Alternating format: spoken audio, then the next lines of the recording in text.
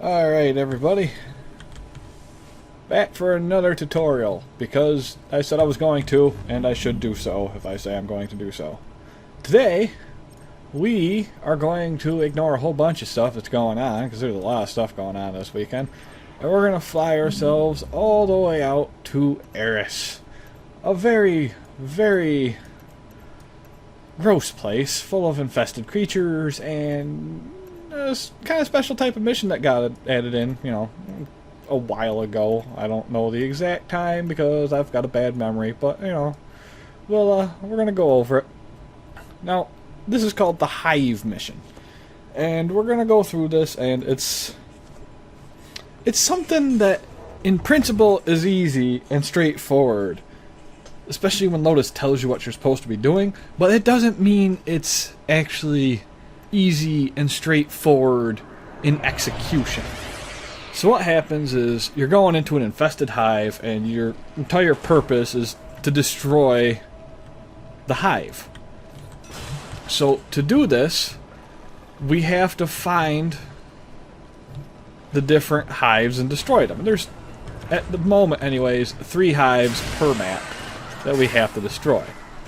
Now where this gets tricky is the fact that, yes, there's only 3 hives per map, but each hive has a specific set of nodes. Like, for instance, right here is one of the hives.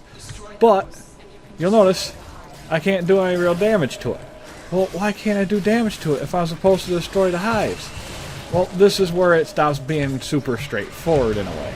See all these little glowing things? Let me just deal with that guy.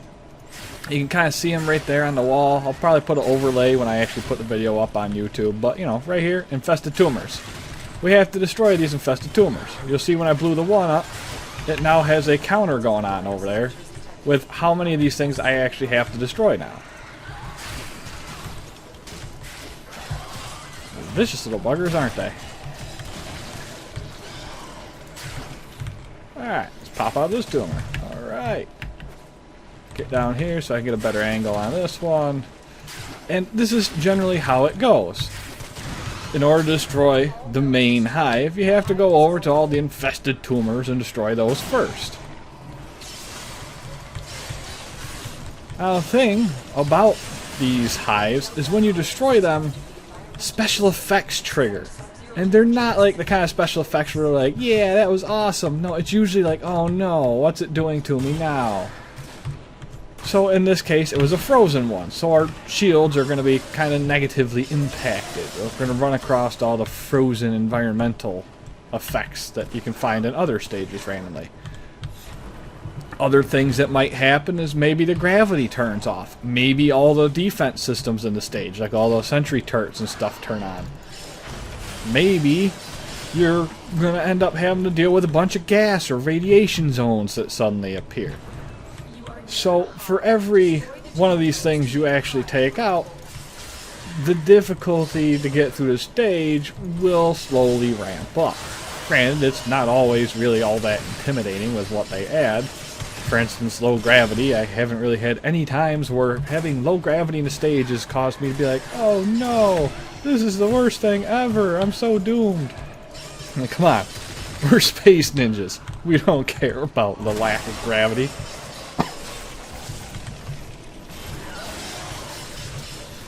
So, generally, that's the kind of flow in here. The real hard part, if you will, the trick, is actually finding where they hide all these little infested tumors. Because some of these little things are just hidden in the craziest little spaces. You end up circling the room for 5 minutes trying to find it, and you just cannot for the life of you figure out where they hid that thing. This is kind of where it's nice to, you know, have a couple of different people, because different people, different eyes. Maybe somebody notices something somebody else didn't. It's entirely possible. And if nothing else, it means you can destroy those that much faster, so you can get to killing everything else you need to kill that much faster.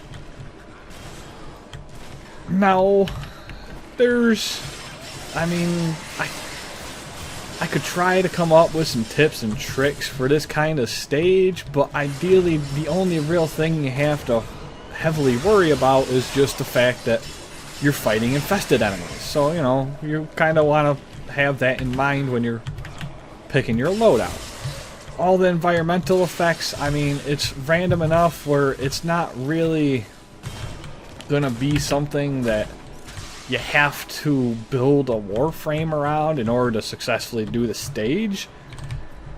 It's definitely handy if you have some form of ranged weapon, because the tumors will hide on ceilings and on the walls and in pits and stuff like that. They're sneaky, those infested tumors. Like this one, I almost ran right by that. I didn't even think I was near one yet. But I caught it. Or this one right up here on the ceiling, you know? If all you had was a sword, it's going to be a little trickier to get that one. Could you still do it? Yeah, you could totally still do it, but it's going to be tricky. So, ideally, that's the main thing you have to worry about, is you need at least something that can go at range to deal with tumors that are hidden on walls or whatever. And then you're going to need to be able to deal with the infested. Since it is infested, it's always possible that you may find yourself having to deal with something like the infested juggernaut guy, which really jumps up the annoyance factor when you're fighting these things, because the last thing you want to do is have to deal with a super continual stream of bad guys as you're trying to find all these tumors expertly hidden into the walls and ceiling like they're supposed to be ninja tumors. That one right up there.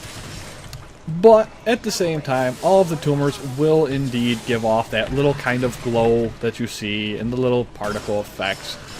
So they're not like impossible to find. And you can also kind of see things a little bit by going around the mini-map there and kind of seeing where it's trying to tell you to go. Now, some of the biggest downfalls here is that, you know, being the heightened amount of infested enemies, you will run into a bunch of ancients by the time you're done. And ancients do have that tendency of bringing with them that one particular breed of nasty that just, it's poison all the way, and it's just in the room with you, and you're taking damage straight to your health because it's poisoned. And, you know, you can deal with it, you kill it quick enough, then you're not going to die from the poison or anything. But it's something that you can keep in mind when you're trying to figure out what frame would suit you best while you're doing this. As you can see, I tend to like to use my Excalibur because thanks to the new ultimate, he kills infested good. He kills infested very, very good. Now, particular benefits of doing these missions?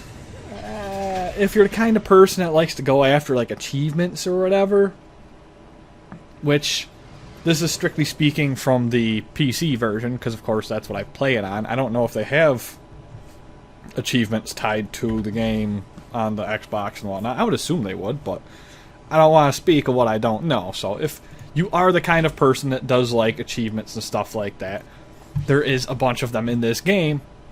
And there is one in here, Hive 5, that actually requires you to go through and do 5 Hive missions. Now, I'm actually looking for it right now, and I wasn't sure if I got it, because every now and then they'll do an update and it'll reset things back down, at which point then I have to go through all the work of trying to do it again. And let's see, it should be right around here. Yep, right there. Hive 5. Just complete any 5 Hive missions. So if you're the kind of person that likes going after challenges and achievements and stuff like that for bragging rights or whatever, there is something tied to the Hive missions. And the Hive missions do actually show up in some of the story missions. So you will end up doing them if you're the kind of person that goes through the story quests. Eventually you're going to end up doing them. Frames that you can use, like I said, I'm a fan of Excalibur because of his ultimate, and with how I've got my build, he just slashes the crap out of everything. Ember theoretically could work because she does have a lot of AoE that just, I mean, World on Fire just permeates the entire world. She's like Trogdor on crack cocaine. The only downside is since it is going to be higher level area, that means the bad guy is going to be higher level, which means they're not going to care as much about the damage that you're putting out, especially with something like World on Fire. It's great for clearing rooms at the lower levels, but as it stands right now of me making this recording, it's not really so much that it's going to just clear every single guy in there. It's no, ultimate for Excalibur at the moment. That being said, though, it is crowd control. It does have the wide radius. It can be useful. Equinox, with its big slash proc move, could be quite useful as well, depending on how you play it and how you build it. Any frame can really do this, but ideally you're looking more for anything that's either useful against infested stuff. For instance, if you're going to solo it, maybe a Loki or a Loki Prime, so that you can, go stealth mode and just invisible your way through the entire thing. Then all you gotta do is deal with the environmental traps or a poison aura guy if he pops up. Or you could go with, like, the Excalibur, like I did, just rip through everything. So, I mean, it's definitely one of those situations where any of the frames are just as viable pretty much as any of the other frames in this. You just want to keep in mind that you are going to be fighting things that potentially have a lot of toxic auras because of the ancients, which, can cause a little bit of issues with the whole health pool. So, you might not want to build a frame around having like 2 hit points and run it through here, because you're going to end up probably just dying from proximity. That being said, anything will work. I mean, you can do a Volt, you can do a Volt Prime, you can do a Saren. Any of them will work pretty nearly just as good as the other ones. If you want to take out your Rhino Prime and Gold Skin and just run through it and be like, ha ha ha, you puny infested zombies, you can't handle me and my rhino-ness, you can do that. If you want to go through with the Nyx, you can do that.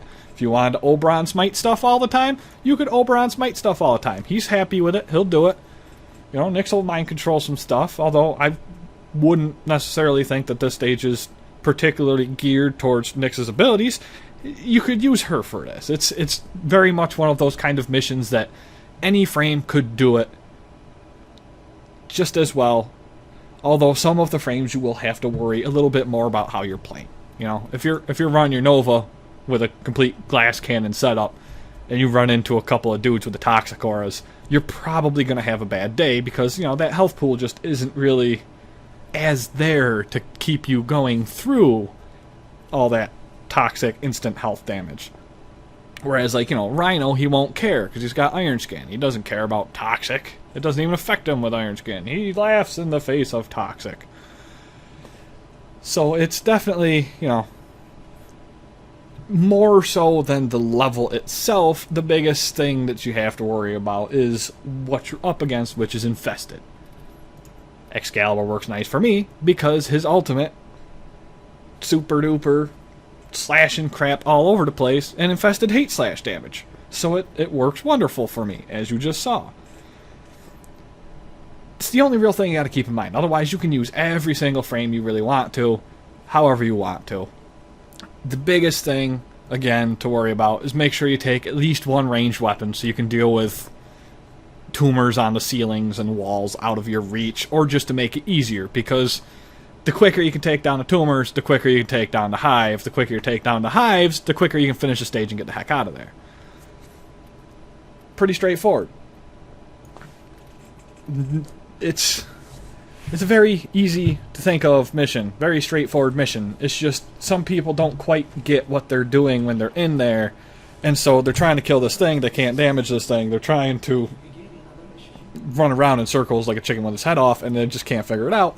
Well, now you know. I mean, Lotus does tell you to do those, and some of those are really hard to find. Every now and then, one just spawns in a spot where your entire team circles like the room and 3 rooms around it, and you just can't find it. But it's there. It's just sometimes they're super hidden. That's really it this time around, guys. Any questions or comments, as usual, leave it in the comment section. I really should come up with a better way of stating that, shouldn't I? And I'll do my best to get to it. As long as I notice it, or YouTube alerts me, I'll go in, I'll respond, I'll chime in with my own thoughts or whatever.